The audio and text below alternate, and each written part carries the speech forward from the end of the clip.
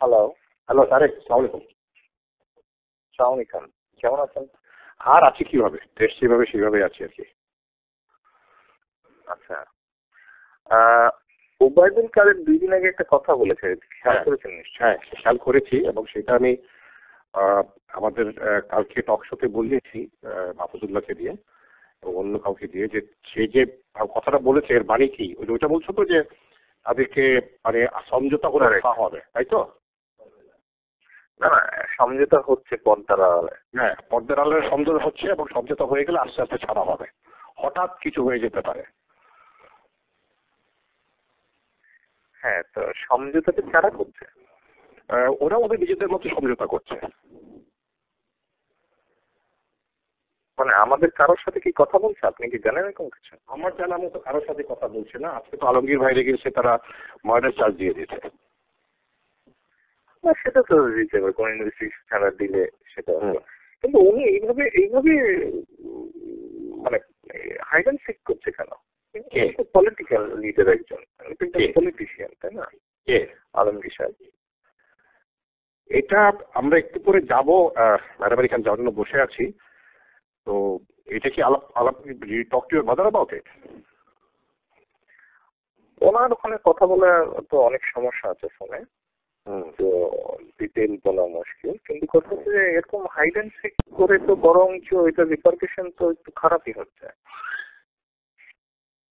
এটা তো বলা হয়েছে ম্যাডামকে কয়েকবার, কিন্তু বুঝলাম না, এটা তো ম্যাডাম ইনস্ট্রাকশনেই বুঝে হচ্ছে। আমি যতটুকু বুঝি আর কি। ঠিক আছে, আমার মনে হয় না এরকম কোন কি বোঝাচ্ছে। সে যদি পালিয়ে থাকে, সে আন্দোলনেও নেতৃত্ব দিতে পারবে না, কোন রকম কথা বলতে পারবে না, সে তো চুপ করে হাইড অ্যান্ড সিকই আছে। তো লাভটা কি হচ্ছে? তাদের আরো খারাপ হচ্ছে। তো ডিস্ট্রিক্টের নেতারা কর্মীরা ওরা মার খাচ্ছে আর উনি পালিয়েছে, তো লাভটা কি হচ্ছে তাহলে? মানে এটার বেনিফিটটা কি হচ্ছে? কোনো বেনিফিটটা হচ্ছে না।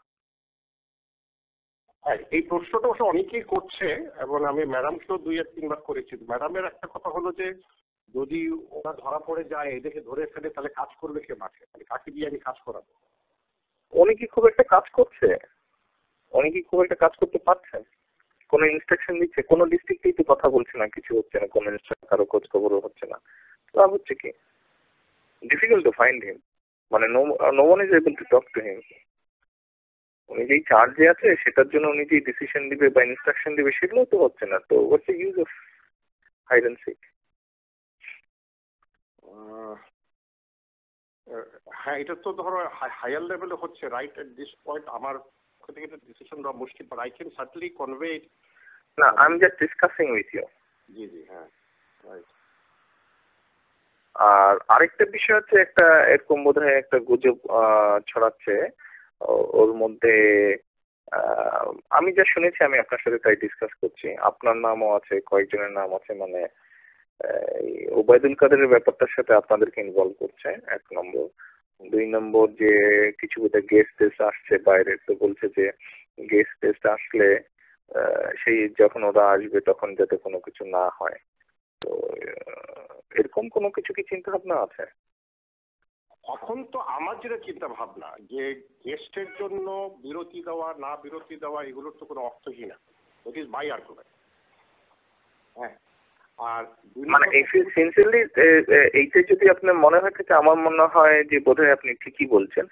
এখন বিরতি দেওয়া টাওয়ার আর কোনো স্কোপ বোধহয় নেই। না, এখন তো the space is zero now. Yes.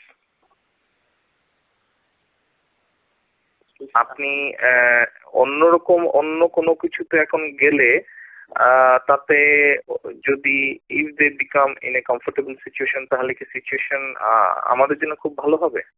না, অবশ্যই না। কোনো বিরোধী দলে কিন্তু মাঠ পর্যায়ে কিন্তু একদম হতাশ হয়ে যাবে, ডিমোরালাইজ হয়ে যাবে, এবং তারা ওটাকে আর টেনে তুলতে পারবেন না আপনারা। হ্যাঁ, ওদেরকে আর মানে রাস্তায় ফেরত আনা যাবে না সহজে আর কি। সহজে না, it's not possible for quite a long time, আমার যা মনে হয়।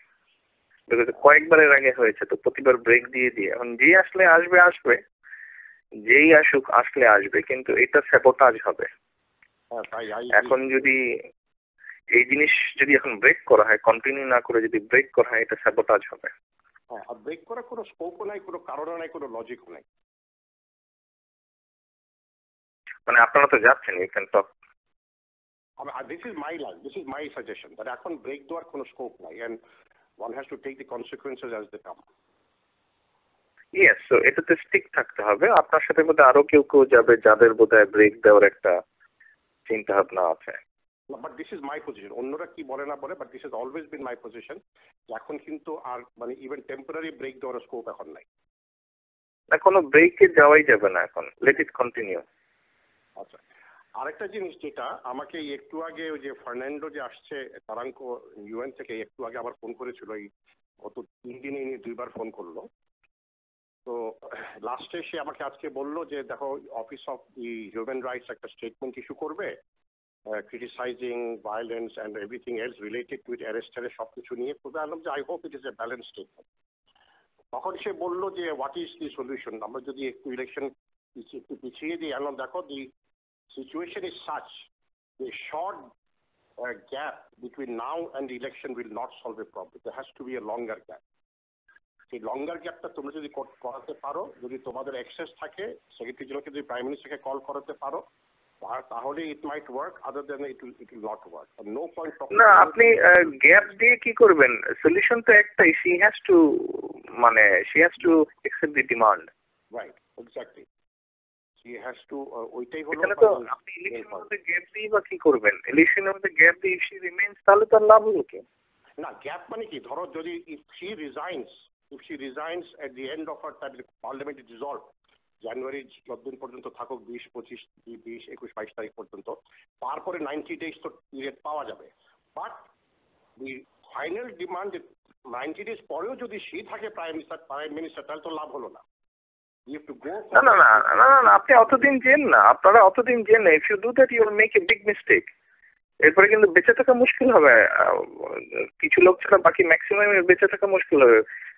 ডিমান্ড যেটা, she has to accept the demand right now. এখন তারপরে যে আসুক, পার্লামেন্ট ডিজলভ হবে এবং she has to accept the demand right at this moment.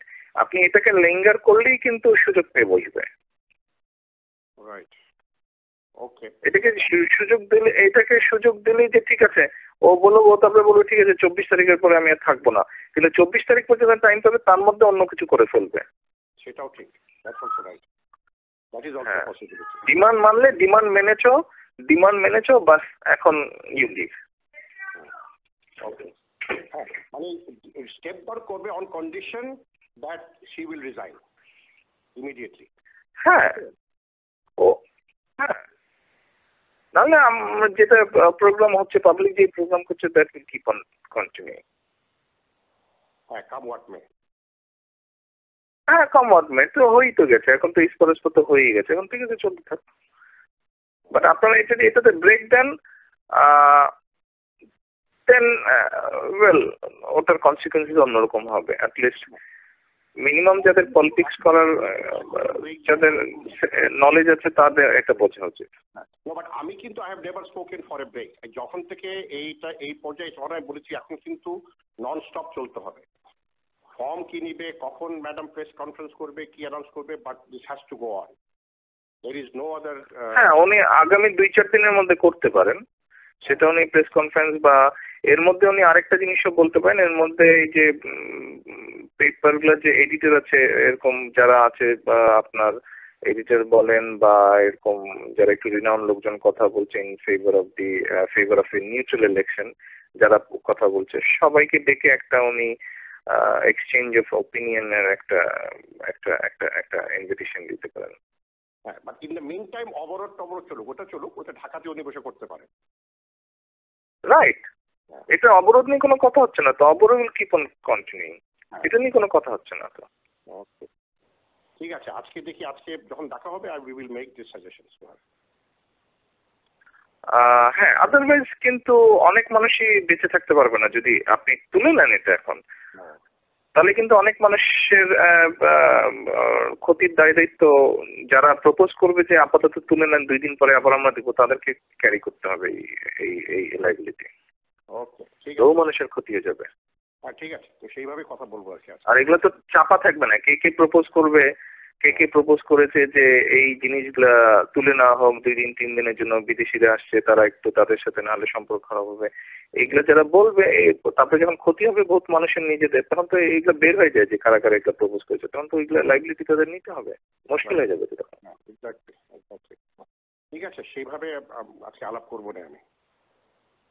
জি, এখন মানে সন্ধ্যার সময় বা রাত্রে বলে যেটা দিতে পারে যে ডিক্লেয়ার, এটা আবার আনাদার 72 আওয়ার্স। আচ্ছা ঠিক আছে, বলে দিচ্ছি আমি এভাবে করে এক্সটেন্ড। আচ্ছা ওকে, সালামালাইকুম।